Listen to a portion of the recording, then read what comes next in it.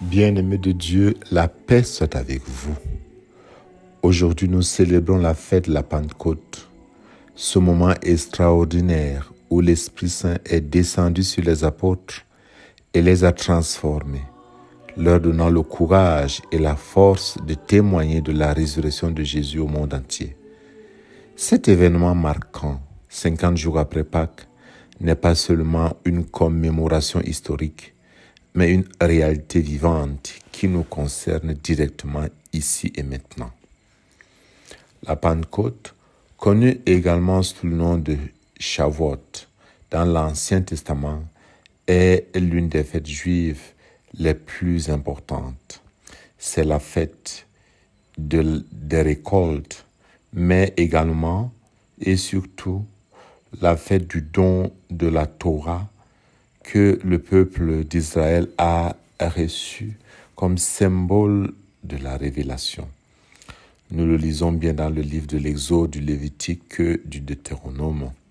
Mais en lisant les textes de ce jour, nous pouvons voir la promesse du Christ telle qu'exprimée clairement dans l'Évangile, puis la réalisation dans le livre des Actes des Apôtres que nous avons lu dans la première lecture, et en fin de compte, l'action de l'Esprit Saint aussi bien dans le livre des psaumes, le psaume 103 qui nous est proposé, que la deuxième lecture. Parlons un peu de la promesse du consolateur de l'Esprit de vérité. Dans l'évangile de Jean, le terme consolateur est la traduction du mot parakletos, qui peut aussi être traduit par avocat, intercesseur, conseiller ou aide. Le consolateur se réfère spécifiquement au Saint-Esprit que Jésus promet d'envoyer à ses disciples après son départ, comme un don venant de sa glorification, de sa présence de nouveau auprès du Père. Le consolateur a pour rôle de guider, d'enseigner, de rappeler les paroles de Jésus, de protéger, de souffler et d'être une présence divine continue parmi les disciples. En réalité, le don de l'Esprit Saint, c'est le don de la réalisation de la promesse de la présence amoureuse de Jésus, aussi bien dans son Église que dans nos cœurs. C'est une promesse de soutien et de présence divine constante pour les croyants, notamment après le départ physique de Jésus. Dans la première lecture tirée des Actes des Apôtres, nous voyons comment l'Esprit Saint descend sur les apôtres sous forme de langue de feu.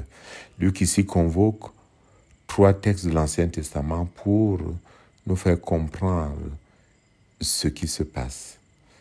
C'est d'abord le don de la loi au Sinaï, ensuite une parole du prophète Joël, et enfin, et troisièmement, l'épisode de la tour de Babel. Que ce soit le don de la loi au Sinaï, que ce soit le rappel de la prophétie de Joël, l'insistance est ici sur la présence de Dieu qui agit. Les langues de feu de la Pentecôte, le bruit comme un violent coup de vent, suggère que nous sommes ici clairement dans la ligne de ce qui s'est passé au Sinaï, quand Dieu avait donné les tables de la loi à Moïse.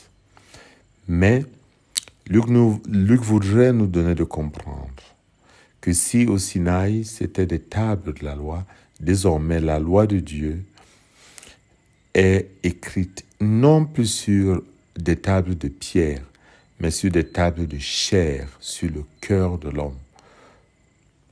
Luc nous donne aussi de comprendre que Dieu veut répandre sa grâce sur tous les humains.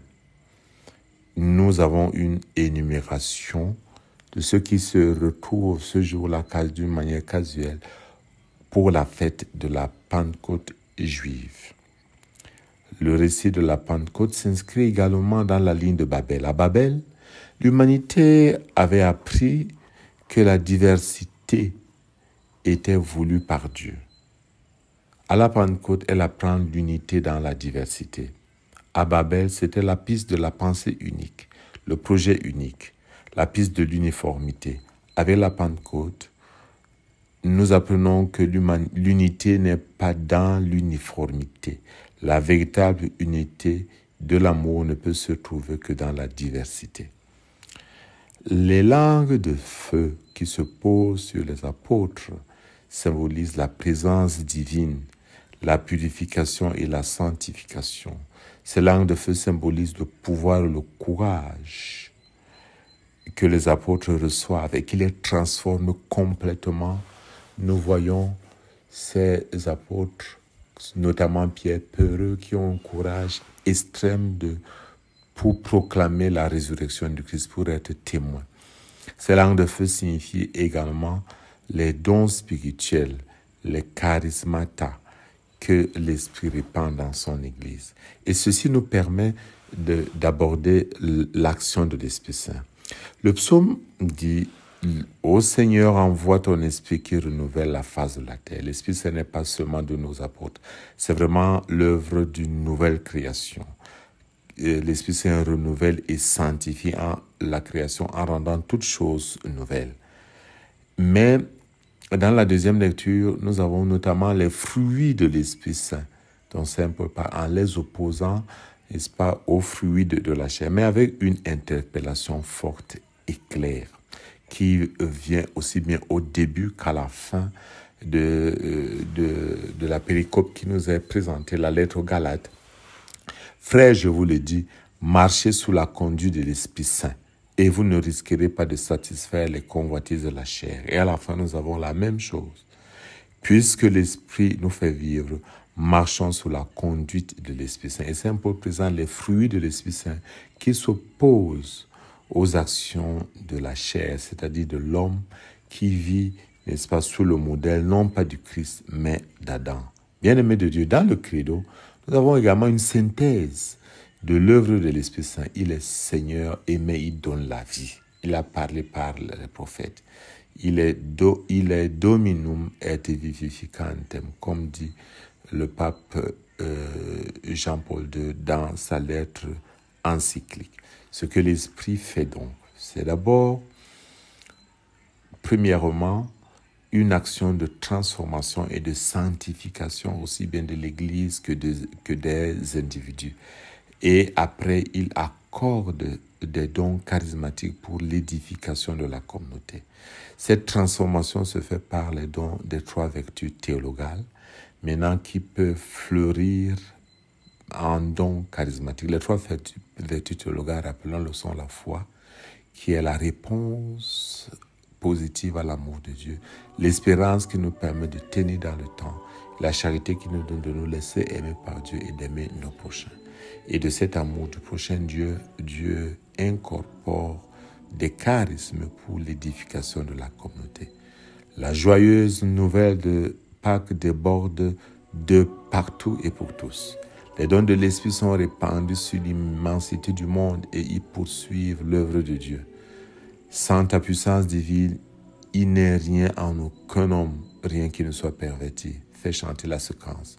Que ce feu venu d'en haut consume tout mal au fond de nos cœurs pour nous faire porter au monde la douce lumière de Dieu. Que Dieu vous bénisse au nom du Père et du Fils et du Saint-Esprit. Amen.